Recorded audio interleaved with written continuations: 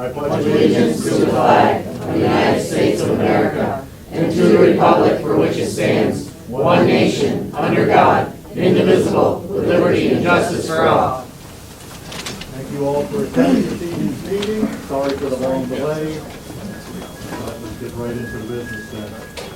We need to approve the minutes from the previous meeting.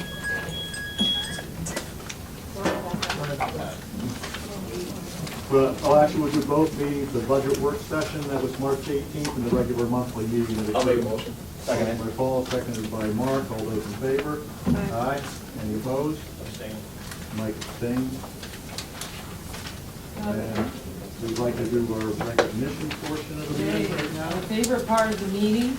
And again, I'd like to extend my apology for us being a little late, but we're glad you're all ready to stay. And I'm sure a lot of you stayed too because of our recognition. We have a backpack program that Judy Dunn, where's Judy? Judy wrote a grant for. And the backpack program, Judy, you want to tell them a little bit about that?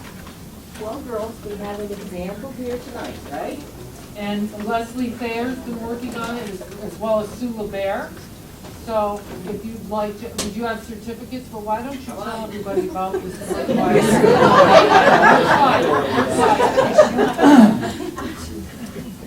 I have the empty backpack, girls. All right. Well, the backpack program is a program sponsored through the Regional Food Bank, and it is designed for at-risk school-age students who suffer from chronic hunger.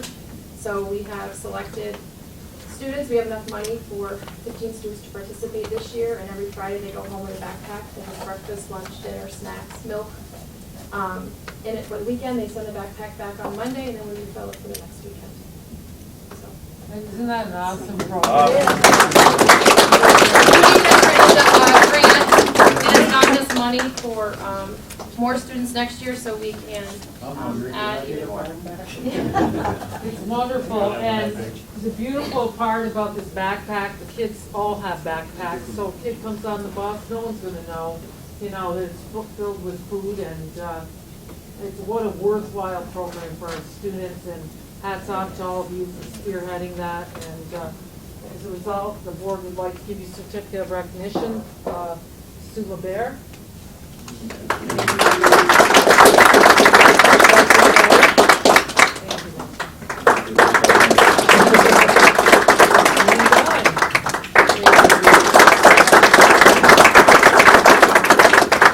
Next, Marcy Perrier. Marcy has spearheaded the Read Aloud program. If you'd like to tell a little bit about that. 3 times a year for grades K through 2. We come to school every school and different people come and read. And we do a craft and we talk about the importance about reading aloud, fiction and nonfiction. And we do a craft, we read, we model for them. They get to go home with a book and we have snacks as well. So they get free books and snacks. Another awesome opportunity for our kids, and thank you for spearheading that.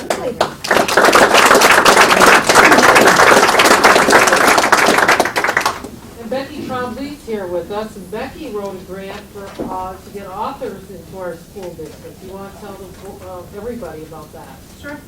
I work in the elementary building, and I was able to provide 2 authors for the children. First one was Sherry Ansel. She came and did some projects with 3 through 5. The children worked on creating a habitat that was one of 5 major habitats of the world, and then they were displayed at the music, our little art show that we had in March. And my next author is coming. She's going to work with K through 2. Her name is Amy Guglielmo, and she has a Touch the Art series, and all the children in the elementary or the primary will have a chance to do some artwork with her as well. Congratulations.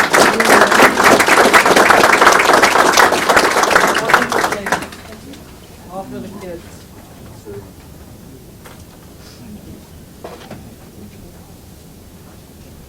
That was our presentation recognition. We usually say to the kids, but I'll extend it to the adults too. At this point in time, if you're only here for the recognition part of the board meeting, this is the time where you can exit and no one will poorly of you. I apologize. You know, you Any have to kids get up home, I and- know, I'm I usually sorry. say because you have to do homework, but because you have to teach in the morning. It's my kid's birthday. Thank you. Thanks So for this is coming. where you can exit. Thank you for coming and congratulations. Next up is a presentation. We'll start with Sarah. Sarah and I just attended the National School Board Convention in San Diego. They're intensive sessions, plus guest speakers. And you want to talk about yours real quick, Sarah, and I'll get to mine after that. Sure. I will try and be loud enough without standing, because I might fall over if I try and stand up and everyone goes, "This crazy people." I'll tell you the sessions that I attended, and then I'm going to talk specifically about a couple of ones that I found really inspiring and that might be able to be implemented here, give us some new ideas. The first session that I attended is When is Enough Enough? Responding to Bullying Complaints 2013. I attended a session called Coordinating the Chaos, Fostering Healthy Students and High Achievement through a Coordinated School Health Approach. Overcoming the Odds, the Lessons from the School with No Name.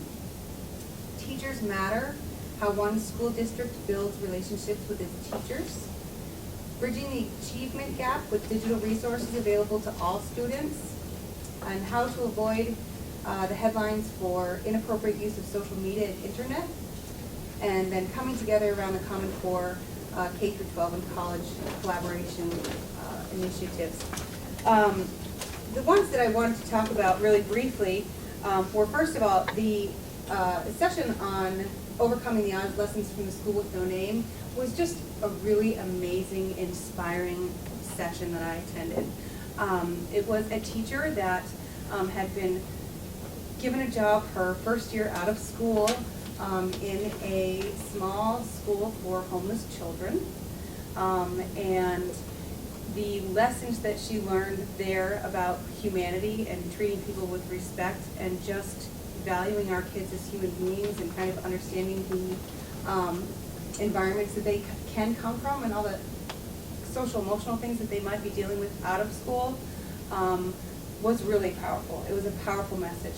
I don't think there was a dry eye when she was finished. I did buy her book, Guilty Pleasure, so I have it if anybody wants to read it. It was also made into a Hallmark movie that they called Beyond the Blackboard. The original publication of the book was Nobody Don't Love Nobody, but this was the movie title, so it got republished with that name. But her message was just amazing about these kids and the resilience that they have, and the difference that it made to kind of play a role in their lives. The other two sessions that I want to talk about really briefly was the Teachers Matter, How One School District Builds Relationships with Its Teachers. It's way too long for me to get into all the things that they do, but they created this committee, and I do have their little kind of handbook on the Teachers Matter committee that they created, which is made up in their district, and you could apply it or change it however you wanted, of representatives from each of their school or school areas. They come together once a quarter, it's four times a year, to bring the representatives bring questions, concerns, ideas, issues from the teacher community to this group, and then they have some feedback and some kind of discussion about how to resolve those issues or addressing teachers' concerns, addressing administrators' concerns. It's it's a collaborative way of just letting our teachers know that we're listening to what's going on out there, what their concerns are. It seemed to really, in this particular district, made a huge difference on having teachers really felt like they were heard and their concerns were being listened to. And it had a piece of anonymity, because your representative has to be elected by your group of teachers as a person that you trust to take these concerns to this meeting and this group. And then those concerns are brought forth by that person, but no one's given credit for where that, it's not so-and-so has a concern about. So just that kind of idea, I really liked it, and so I'd be happy to share this with anybody that is interested in looking at it. And the last one that I really felt was amazing was coordinating chaos for fostering healthy students and high achievement through a coordinated school health approach. I think the backpack program goes directly to that. Paying attention to our students' needs outside the classroom. Are they being fed? Do we have, I know that Mrs. Carter does an amazing job in our cafeteria and through our nutritional program. We meet some really great guidelines about making sure our students are eating healthy foods, that we're getting the appropriate amount of educational time and activity time. There are other things that can be done to build that into the day. After 20 minutes of sitting and listening to something, your brain tends to shut down. So just getting up and doing some moving around or, kinesthetic kind of stuff, bouncing on a ball, taking a walk around the classroom, any of that kind of stuff is super important to the whole overall educational picture. So I think that message was really important, and I heard that loud and clear. So those are the 3 sessions that I wanted to talk about specifically, and thank you so much for allowing me to go. I did get sick while I was there and had a little trip to the ER, so I missed 1 session, but I made the rest of them. So thank you very much. Let's say they're very packed in days. There's at least a minimum of 4 sessions plus a general session where you have a celebrity in the educational field or whatever. I noticed she also has the book from I do. Neil deGrasse Tyson. Neil deGrasse Tyson, who, If if anybody's mad anybody about watches Pluto being, Nova demoted, Now then on read the PBS, book. that's the gentleman that ran the program for a while. He's quite interesting, and he had a great topic. His first thing was like, Pluto is no longer a planet. Don't blame me just because I'm the head of the planetarium. And he apologized to everybody, and he actually showed a letter from a child there that said, "Dear scientist, how can Pluto not be a planet? What if it was your favorite planet? If there's people living there, they can't be good. They can't be there anymore because it's not a planet." But I say his was a great presentation. So, but the other sessions that are there range anywhere from school climate to school law to school board functioning and whatever. So I'm just going to go over like 3 of the ones that I was very impressed with. The first one was done by a group called Leadership and Education. They're in Rexford, and they're nationally known. I believe they're internationally known too because they're working with what's wrong with education today. Okay? And do you realize that 70% of 18-year-olds are ineligible for the military? Okay, 70%. How do you figure that? High school dropouts, don't have a GED, can't get in the military. You can't pass the physical requirements. You're either obese or you're just plain out of shape. I know from a personal fact, my niece just tried to join the military. She flubbed her lap test. You had to do a mile in so many minutes, and she just took her time. And they told her, "Thank you, but we don't need you." Okay? A lot of kids can't pass a drug test or a background test due to the situation they've been in their past. And the latest thing is they can't pass the entrance test. Now the entrance exam was once used as a placement tool. Now the military does it to select you for the military. If you can pass the entrance exam, they figure. Their needs are increasingly high-tech or special skill. They need people that can read, can understand, and do things. And many students today are unable to use the knowledge that they need in real-world situations. They gave an absurd example. We watched the video of 2 people in a huge office complex. They're going up an escalator, and all of a sudden the escalator stops. The man turns to the woman and goes, "I can't believe this. I've got a meeting I got to get to." She's panicking, getting her phone out, and says, "There's got to be somebody." And so they sit there this whole time going, "What are we going to do? What are we going to do? Help, help." Walk up the escalator. But that's how, you're so entrained of using the technology. When it fails, we have people that are just totally useless anymore.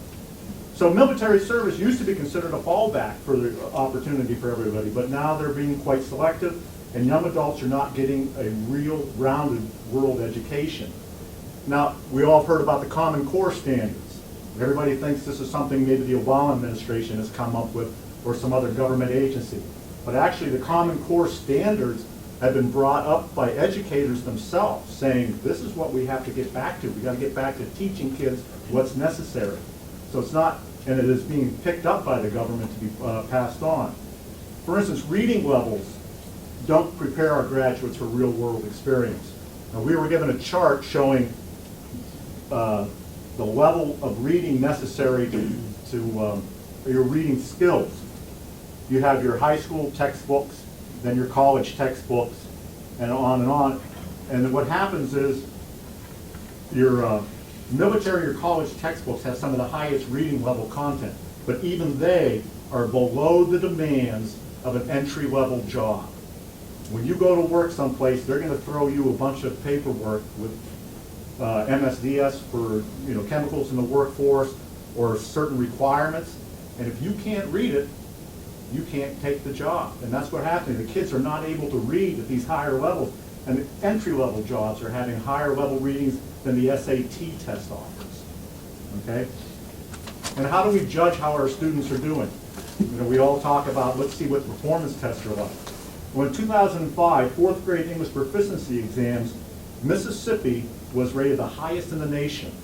Their fourth graders scored 88% proficiency on their exams. Massachusetts was dead last at 48%.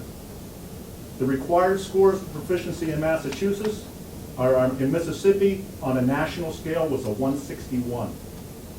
In Massachusetts, it was a 234. So Mississippi felt they swayed the system too bad. So in 2009, turns out Mississippi ended up dead last. The required score that year was a 161. Because they changed theirs to 210 and fell to be the lowest graded state in the nation. And Massachusetts was just one step behind it because they didn't bother to change theirs. They still held a 234. So adjusting school requirements, the scoring requirements, changes your position, changes your government funding. But does it do anything for your students? No. Do you really believe that the Mississippi students in 4 years got dumber? No, it's just because somebody said we got to hold them to a higher standard. Perfect example, New York State Regents. All students must take the Regents to pass high school. Oh, wait a minute, they're not going to make it. Let's lower the test scores to the first few years to get them into it. So yeah, now we all get Regents, but they were getting in at a lower level than they had before. College is touted as necessary for success. Recent studies are showing that any world economy cannot absorb annually more than 25 to 30% of that population in college degrees.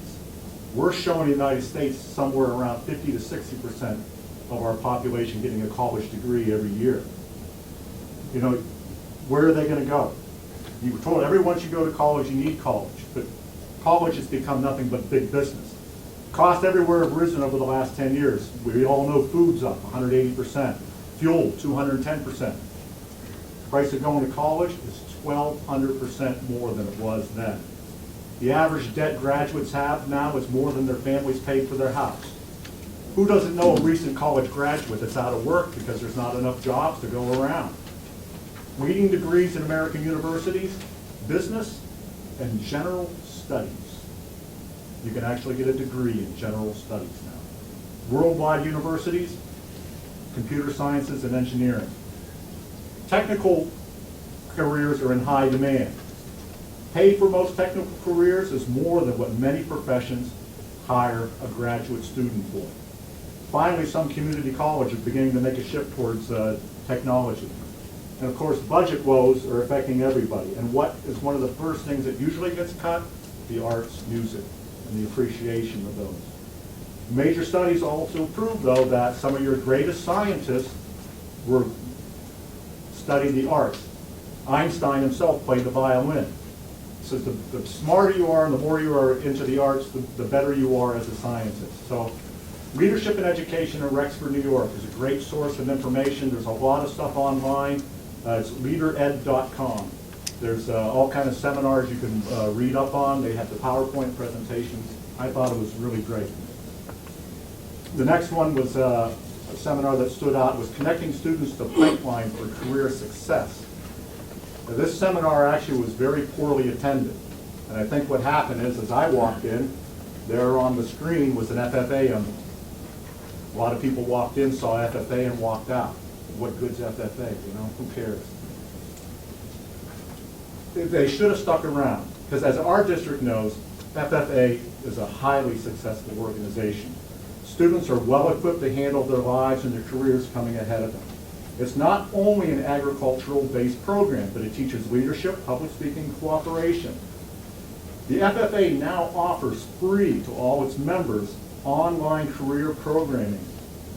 This helps students. You can go to their website, you can look at it, tell them what your interests are, and they will point out different interests or career fields that you can be pushed towards.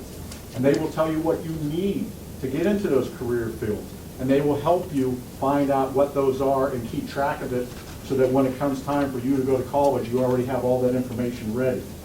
Like I say, even in an urban environment, what's FFA got to do there? You've got golf courses, you need managers for the golf course, you've got parks, you've got recreation facilities, densely populated urban areas need water supplies. So yeah, FFA being agricultural still hits in deeply into the urban areas. So it's really impressive. I'm going to make sure our FFA knows about all the stuff that's available to them. I'm probably already on to it, but I haven't had a chance to talk to her yet to make sure that we're going this way. And the last one I thought was pretty impressive was a seminar called Gigas and Gadgets. Now somebody said, why the name Gigas and Gadgets? He says, got you in here, didn't it? And basically, what's going on now is besides our Common Core, there's STEM. STEM is science, technology, engineering, and math. We're trying to stress the sciences again. It says, but most schools that are pushing for STEM education are worried more about the education, not the practicality of it. And this man, Dr. Thornburg, stresses the wow aspect of education and the wow aspect of technology. And he goes on to say, you know, he is so old that he's one of the few people around that all 22 of his patents have expired. So this guy was no dummies walking the corners. We all spend too much time addressing how things work and why, and we fail to say, why not do it? And he pointed out that when the transistor was invented, there was no scientific proof that a transistor could work. Scientists sat down and tried to figure out, how the heck is this thing working? He says, but the engineer said, so what? You had your transistor radios, your microwaves, all this stuff came out before there was scientific proof that the transistor could work. So that's the idea, that engineers jump into things and want to do things. Dr. Thornburg has a foundation, and what they do is they get kids engaged. And the way they do it is, it's a simple question. That's their class. The teacher or whoever's moderator will come up with a simple thing like, one of the classes is, why does a satellite photo of a hurricane look just like a galaxy out in space? You provide no answers. The kids are responsible for everything. They go from there. One of his other ones was build a robot that walks in a straight line, but no wheels. And all they use is recycled parts. But that's all you give the kid. You're there to help them, but you don't point out any other stuff. And to get the students engaged, he's created a secret society called the Knights of Knowledge. He says it's a secret organization for students searching for answers. And the best part about it being secret is every kid tells his friend about it. And every kid that tells his friend, they want to get involved in it too. Other students become interested, everybody wants to join. And at the completion of a project, you have a secret ceremony where you honor the people for what they've done. The Knights of Knowledge organization provides inquiry-based starters across the curriculum from grades 3 to 12. And they're aligned with both the Common Core and the next generation science standards. And they are also a source of inexpensive tools and services for teachers. To show how students get involved and take command of the project, Dr. Thornburg told us of an inquiry that was done in Brazil. The students were asked to explain the difference in their lifestyle today as compared to the lifestyle in the 1600s. Brazil was settled in the middle 1600s. The kids got so involved that they inflated garbage bags and made a time tunnel. And the people that would, and they built a village on the other side of the time tunnel. The idea was to bring other students and parents through the time tunnel so that you're going back in time. Now, to set the mood, they actually decided that they were going to sing Gregorian chants to set the mood because it's something from the 1600s. And they actually demanded to know what kind of outfits the monks wore and how they dressed. And Dr. Thornburg says, no one's going to see you. Doesn't matter. This is our project. We want to be as authentic as we can. So they did it. They dressed up like monks to stand behind where they couldn't be seen, but just to bring more authenticity to their project. So Knights of Knowledge is a great organization. They have a lot of these inquiries available to teachers. And they also have supply lists, and they offer some other names of corporations which provide low-cost ideas for students. And he pointed out, it says they have a $20 60,000 volt generator. He says that could be pretty interesting in class. Okay, so that was my trip. And thank you for sending me. I appreciate it. And I said there were others, but I don't want to take too much more of your time. Thank you very much. Okay, now we go to superintendent's report. Yes, I'll be brief. I'm passing around the 2013-14 calendar for the board. I'm also Julie Fillion spearheads our adult education program, doing up the pamphlet and soliciting people to put on workshops for adult ed. So I'm passing one of those around, maybe that's not in the mail. Not on the list, but I do want to say congratulations to Lisa Silver and her faculty, and also to Pam Ross and her faculty. We just, we're doing the ELA and math testing. The test security unit came up from New York State Education Department to see about how good our test security is. And I received an email from the OC's Assistant Superintendent, Terry Calabrese-Gray. She says, thanks to all for the visit this morning. Roy, he was the state ed person, was satisfied with his visit and impressed with the organizational capabilities. I never questioned that. You should be proud. So we passed that with an A+ in flying colors, and again, hats off to elementary and middle school staff.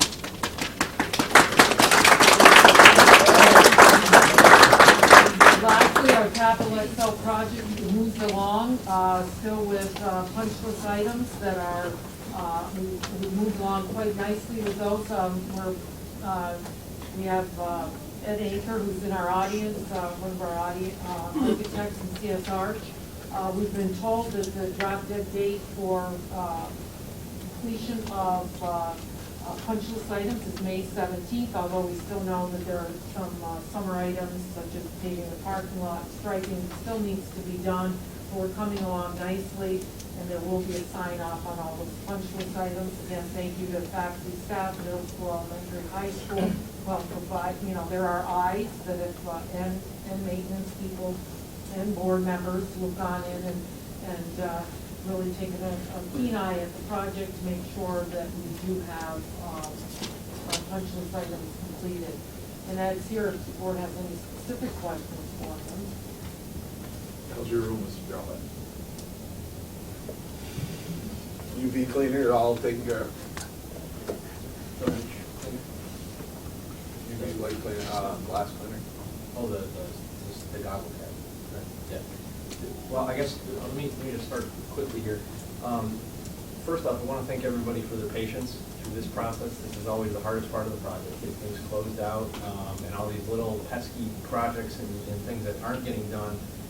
We've had a knockdown drag out with our contractors actually this morning, and they've committed to having men on site, or actually Chris Lukowski, who's the project manager for Jersey, is going to be on site on Thursday and Friday of next week to walk all the remaining punchless items that are on the list. Mr. Trollett, I know that's on the list. So anything that's not completed, he's going to make arrangements to get his crews there the following week to complete the remainder of them. I will say that Out of 32 separate punch lists, each of them about 3 to 4 pages long, are about 85 to 90% complete with the majority of those items. But a lot of these little tiny items, and again, like Mr. Drollett's goggle cabinet, are long lead items to get ordered and repaired and or fixed. So again, we appreciate your patience, and we're nearing the end here.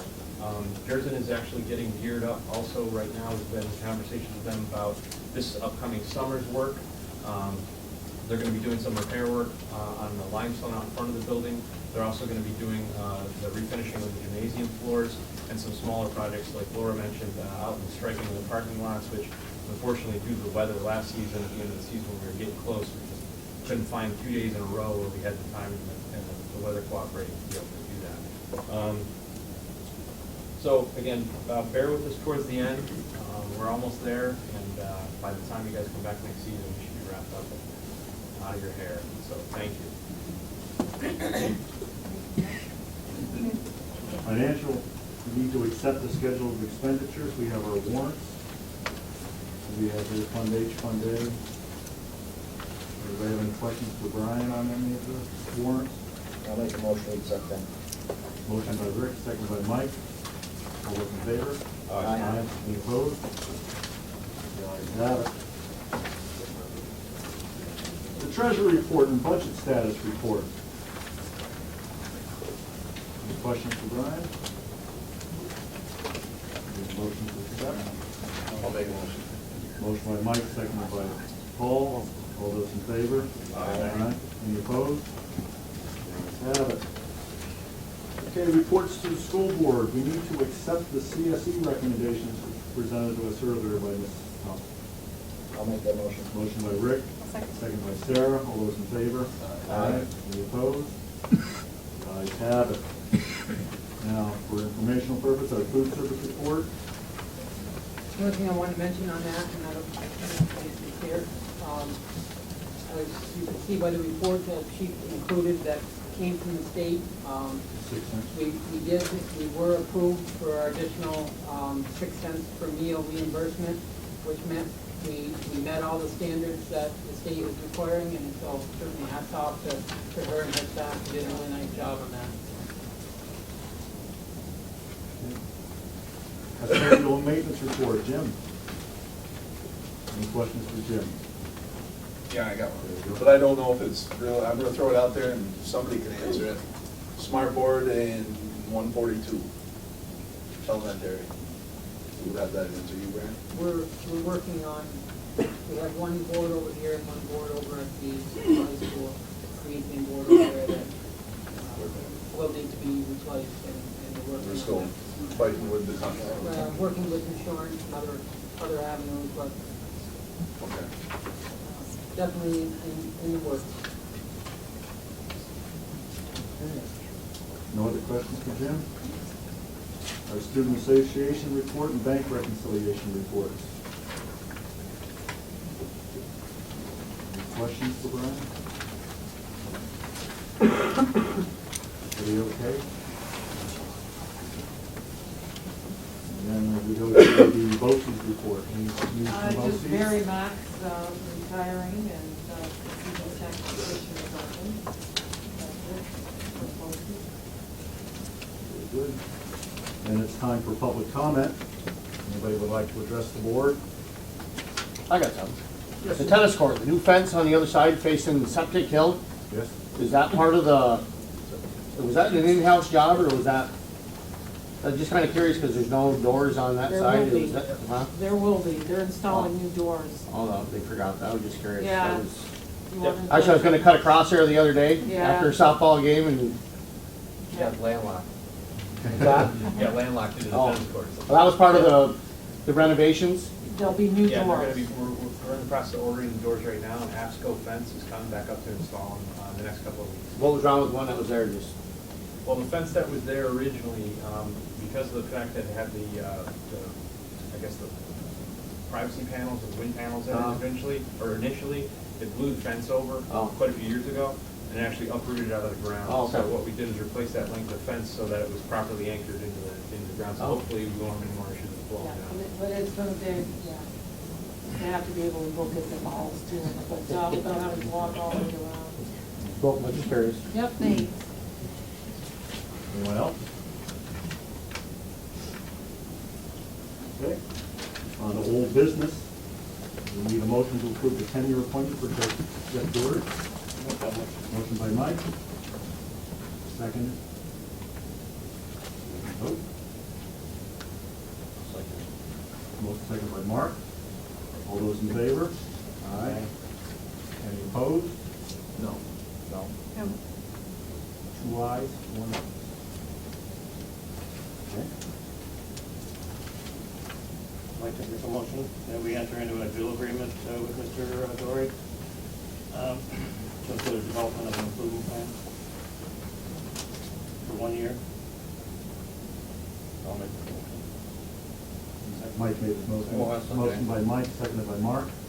All those in favor of that motion? Aye. Aye. Any opposed? No. 2 no. 4 yes, 2 no.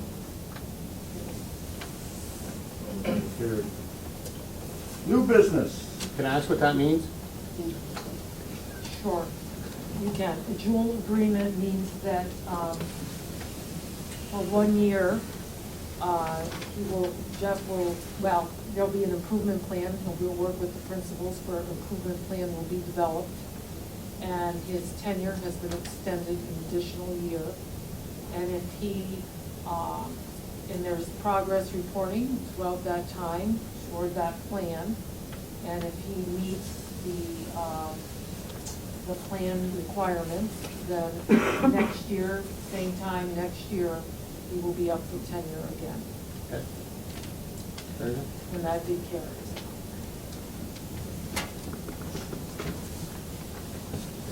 New business. Our budget hearings will be 5:30 Monday, May 13th, at the Board of Education meeting to follow at 6 p.m. Okay. We have to adopt the proposed 2013-2014 budget in the amount of $521,802. We have to vote on that? Yep, yeah. Yeah. Oh, That I'm has to be sorry, voted. there should be a motion. There should be a motion to adopt the budget. Motion by Mike. I'll second. Second by Rick. All those in favor? Aye. Any opposed? The ayes have it.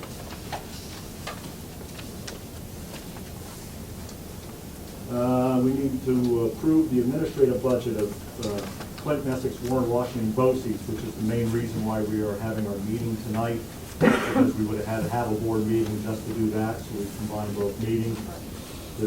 Today is the day that it's voted on by all the school districts and component.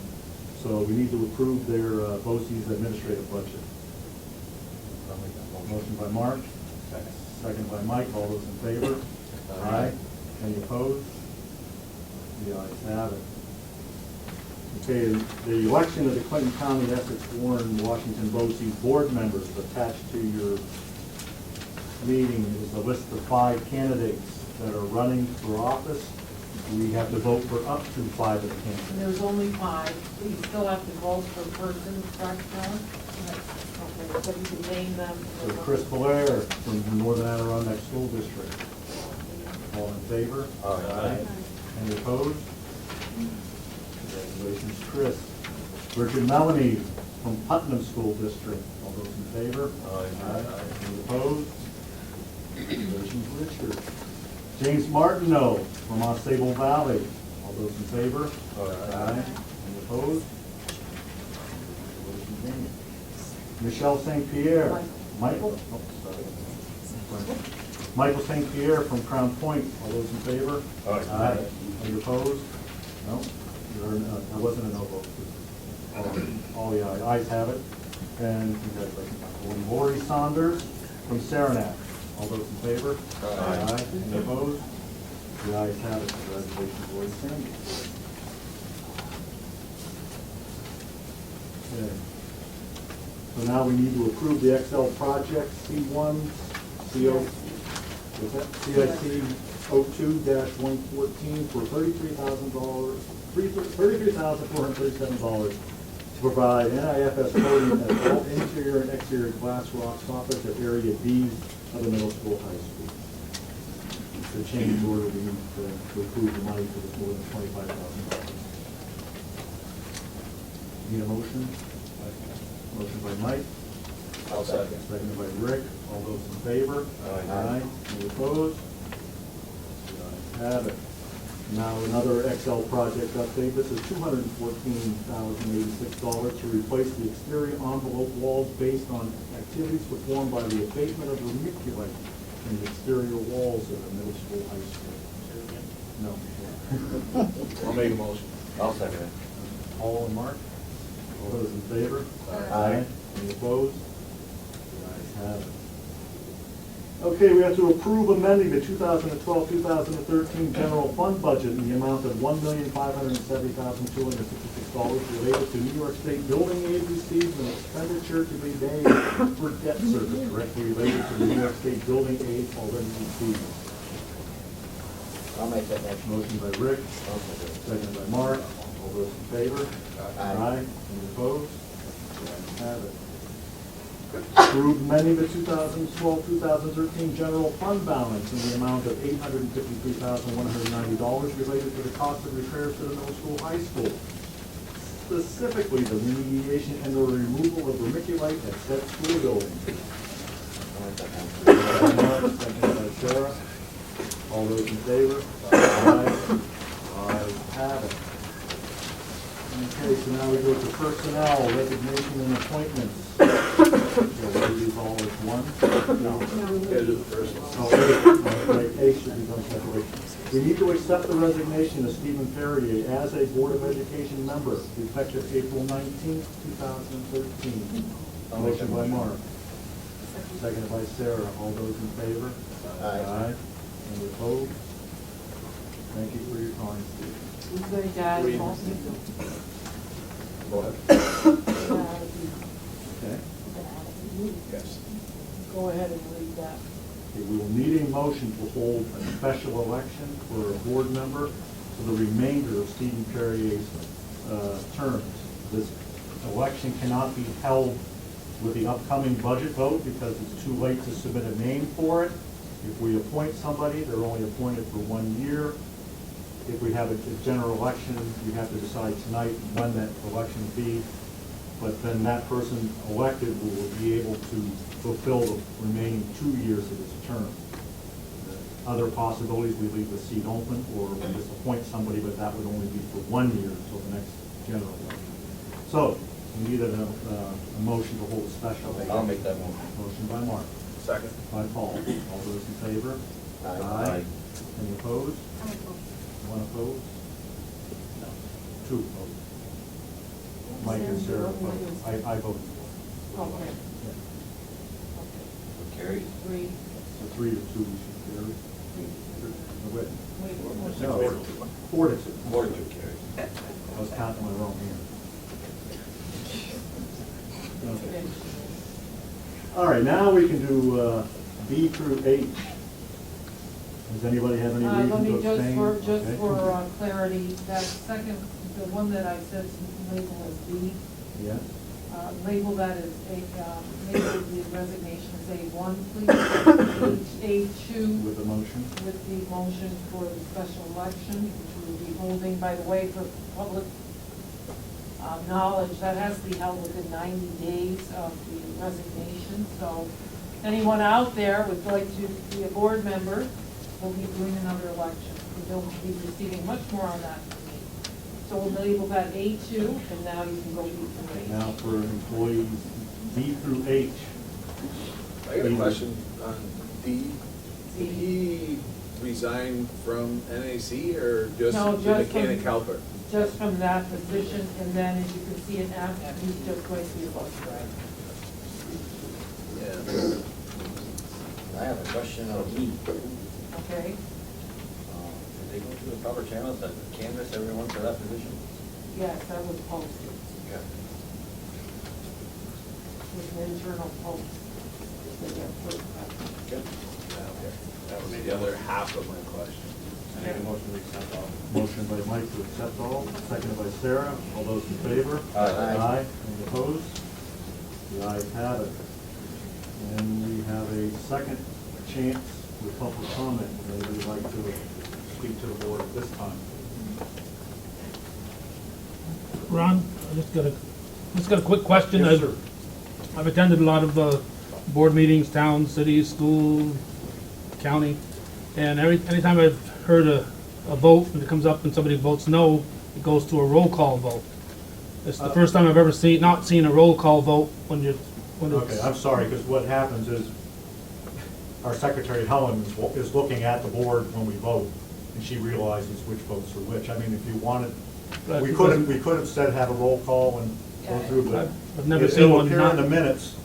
In the minutes, it'll show up as those who voted yea and those who voted nay. Anyone at any point could call for a roll call vote, even from the audience. But you're right, in some places they do that, that isn't. the Well, every general- place I've been to, this is the first. Right, that isn't the general protocol here, but anybody could ask for a roll call vote.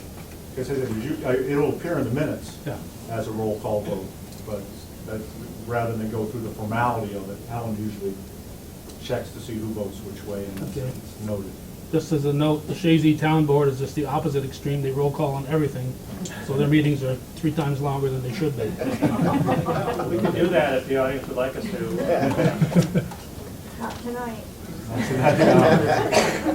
On the Excel funding that you just all approved, is that over the original budget? Is that money that you're No. approving over the original budget? No, everything has to stay within that, we can't spend a penny more.